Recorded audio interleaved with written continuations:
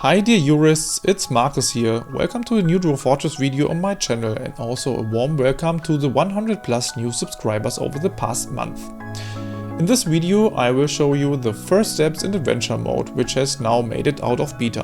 To be fair, I want to wait until the developers felt that the mode was developed far enough for the general public. The adventure mode will certainly be expanded in the coming months or years to include myth and magic, for example. But you can start with it in general. And we start right away with a detailed character creation after a short intro.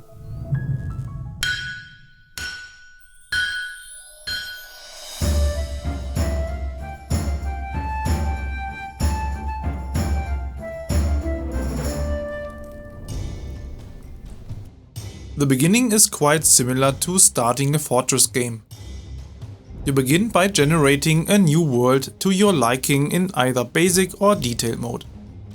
You could reuse an old world, but there's a risk that it may not fully support all the adventure mode features, such as playing as a chosen. More on that in a bit.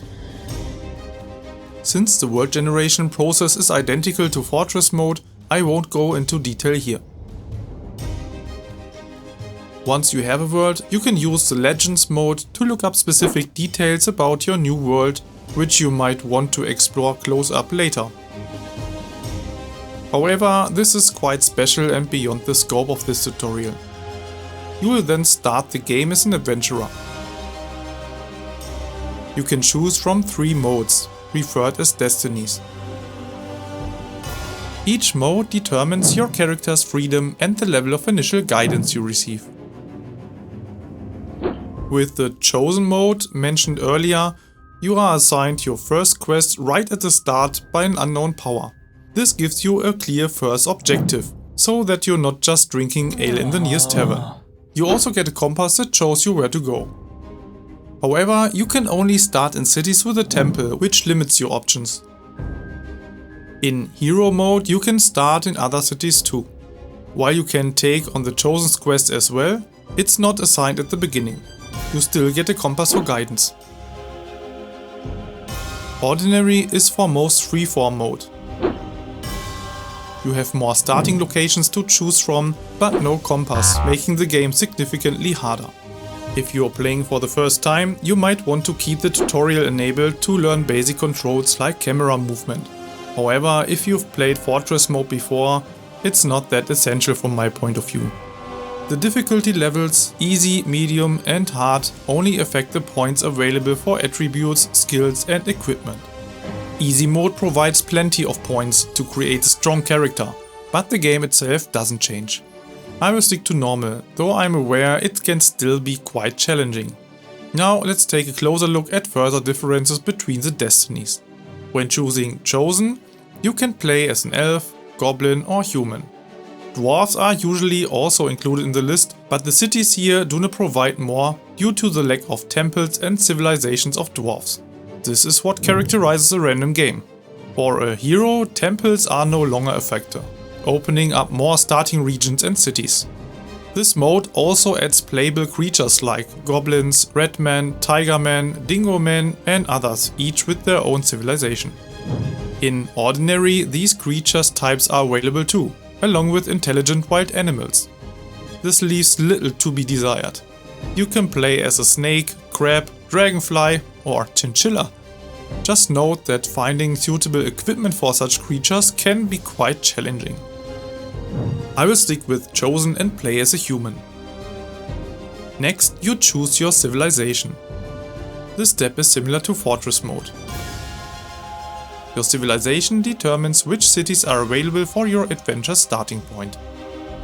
Now you select your hometown where the adventure begins.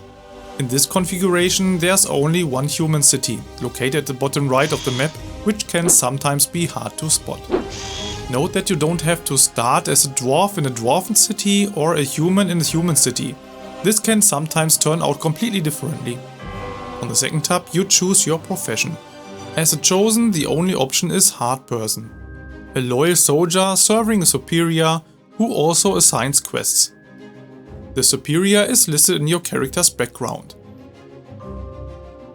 In the Beliefs tab you can select your religion and how strongly you believe in your god. provided there's a choice available.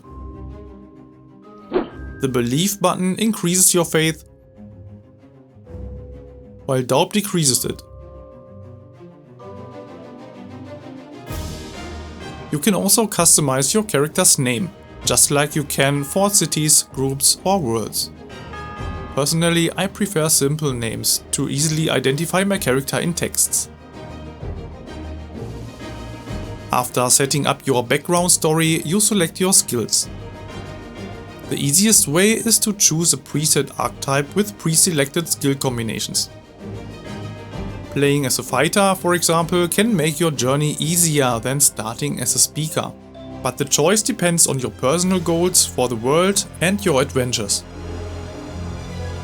You can also use the preset as a base and adjust attributes and skill points using the Customize option.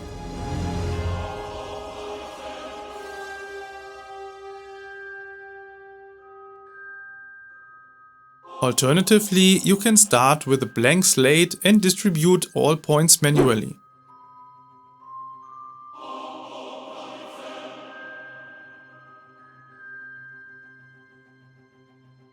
I'll stick with a pre-made swordsman. Next comes gender and appearance. While you can't fine-tune your appearance like in other games, there's still plenty of variation.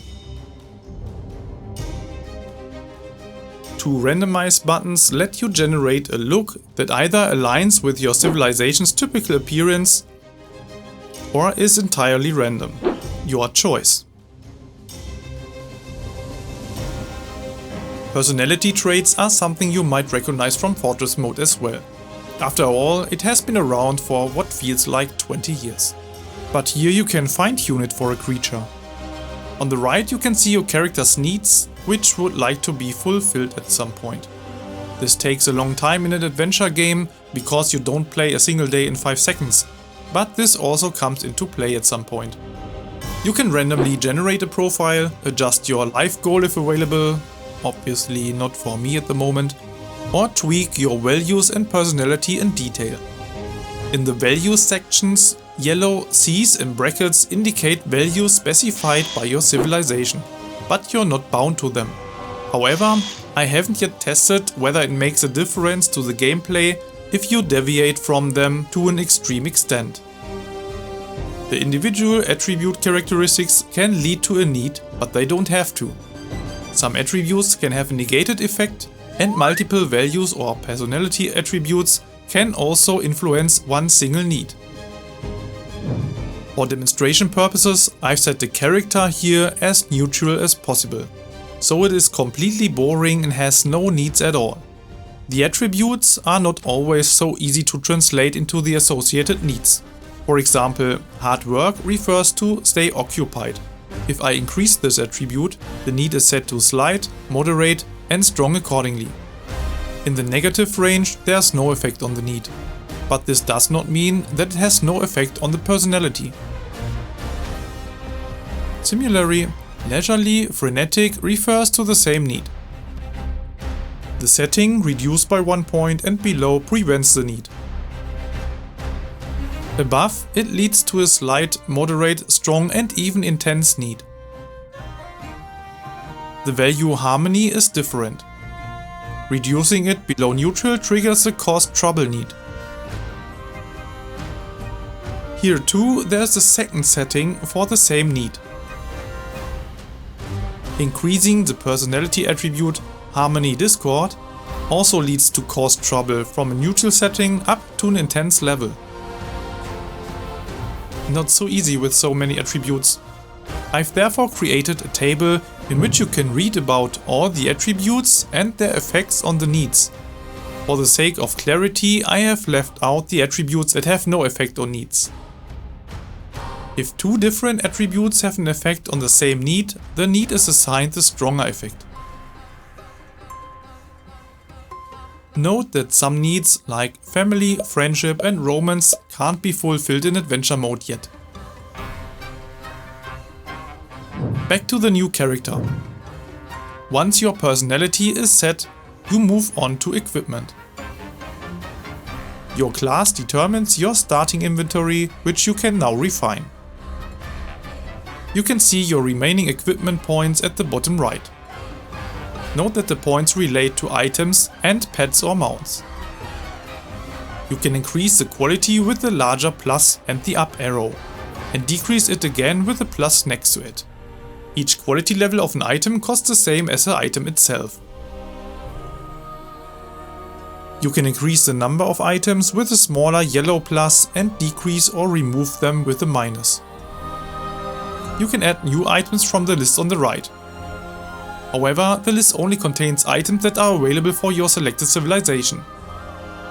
It is a good idea to keep the quality of weapons and protective equipment high. Fortunately, items that are useless for adventure mode are indicated as such in the list of available items.